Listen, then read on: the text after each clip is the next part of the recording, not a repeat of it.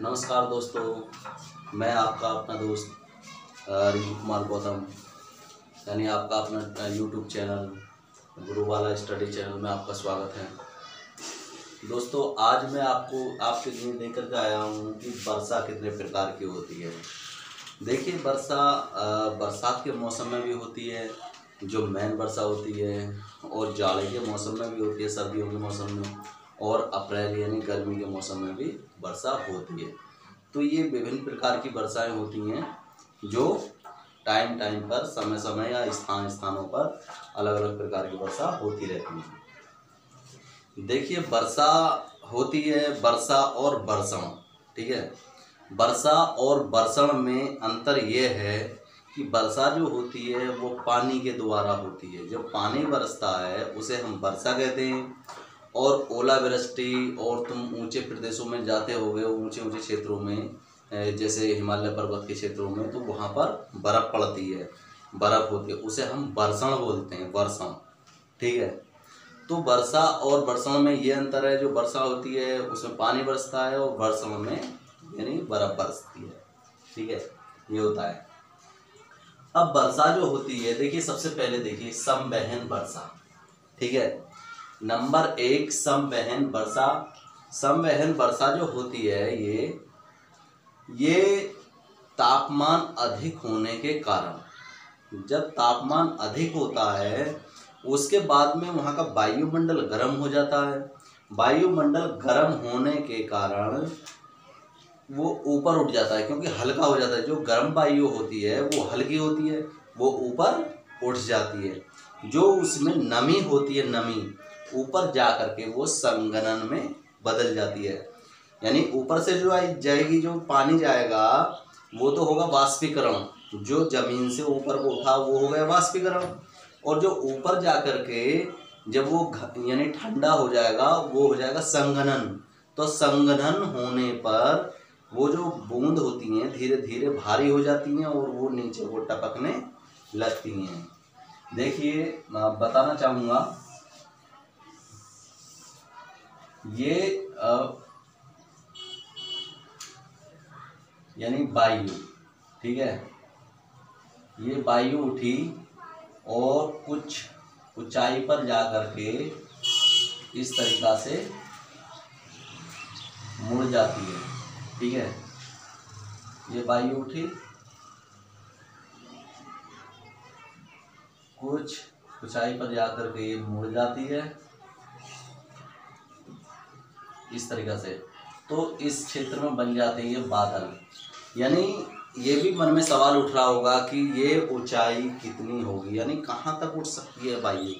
तो हम दोस्तों बताना चाहेंगे आपको कि 12 किलोमीटर तक, धरातल से 12 किलोमीटर तक, ठीक है, 12 किलोमीटर ऊंचाई तक वायु उठ सकती है हाईएस्ट, उसके बाद में नहीं उठ सकती। अब देखिए, इस तरीक़ा से ये वायु उठी, यहाँ पर जाके बादल बन गए, फिर यहाँ वर्षा होने लग गई नीचे, ठीक है। ये वर्षा, इसे बोलते हैं हम समवहन वर्षा, क्योंकि ये वायु गर्म हुई, वायु गर्म होने के बाद में वो ऊपर उठ गई, ऊपर उठने के बाद में बादल बने, बादल बनने के बाद में संघनन हुआ, संघनन होने के बाद में ये वर्षा हो गई। ये नंबर 1 हुआ, ठीक है। फिर उसके बाद में देखते हैं हम चक्रवाती वर्षा। तो चक्रवाती जो वर्षा होती है वो अप्रैल, मई और यानी इनमें होती है, अप्रैल में और मई में और जून में भी हो जाती है।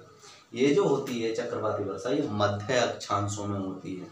मध्य अक्षांश जो होते हैं, देखिए क्या होता है कि जो विषुवत रेखा होती है उसके ऊपर को 90 अक्षांश होते हैं, उससे नीचे भी 90 अक्षांश होते हैं। तो बीच वाला जो क्षेत्र है, यानी 90 अक्षांश का बीच वाला क्षेत्र, यानी 30 से 45 के आसपास ये वर्षाएं अधिक होती हैं, ठीक है ना।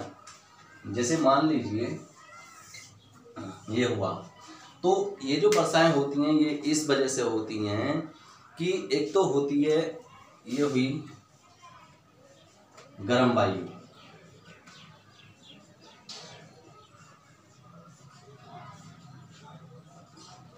और ये हुई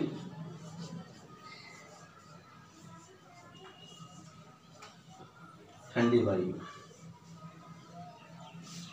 गर्म वायु कहाँ जाती है, गर्म होने के बाद में वो ऊपर उठ जाती है, और ठंडी वायु जो होती है वो नीचे की तरफ आती है। ठीक है, और नीचे की तरफ जैसे ही आती है वो वर्षा करने लगती है। देखिए चक्रवात वर्षा यानी आमने सामने से ये आएंगे। ठीक है, आमने सामने से हवा आती है, ठंडी वायु एक गर्म वायु। अब आमने सामने के यानी आने के बाद में जो ये टकराती हैं, टकराने के बाद में ये घूम जाती हैं, घूमने के बाद में ये वर्षा करती हैं, जो ठंडी वायु होती है वो संघनन हो जाती है। ठीक है, तो अब जो है ये वर्षा करती हैं और ऊपर की जो ये वायु होती है गर्म वो ऊपर उठ जाती है। तो इस क्षेत्र को हम चक्रवाती वर्षा कहते हैं। तो ये जो चक्रवाती जो वर्षा होती है ये तेज आंधी के साथ में होती हैं, यानी बहुत तेज आंधी होती है, तूफान होता है, उसके साथ में चक्रवाती वर्षा होती हैं। ठीक है, फिर उसके बाद में आता है पर्वतीय वर्षा। ठीक है, यानी पर्वतीय वर्षा। तो दोस्तों पर्वतीय जो वर्षा होती है वो पर्वतीय क्षेत्रों में होती है। जैसे मान लीजिए इस तरीका का पर्वत है कोई। ठीक है, अब यहाँ से चल रही है कोई गर्म हवा चली यहाँ से, तो अब पर्वत से टकराने के बाद में वो ऊपर उठेगी।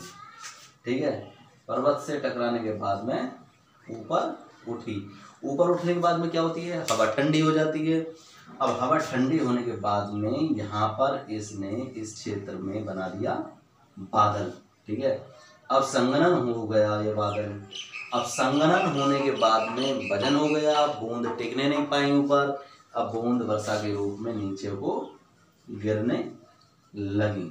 तो इस क्षेत्र को कहते हैं हम संवहन, यानी इस क्षेत्र को बोलते हैं हम पर्वतीय वर्षा। ठीक है ना, और ये कुछ जो सूखी वो होती है ये नीचे को इस तरीका से उतर जाती है, इसको बोलते हैं हम वृष्टि छाया प्रदेश।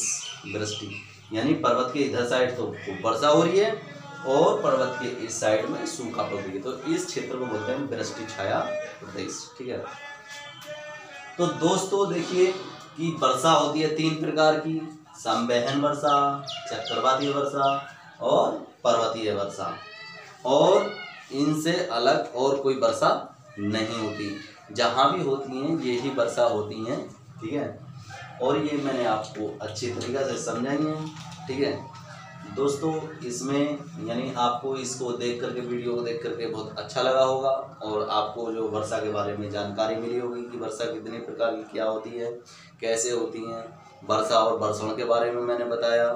ठीक है, तो हमारे चैनल को लाइक करें, सब्सक्राइब करें। थैंक यू, धन्यवाद।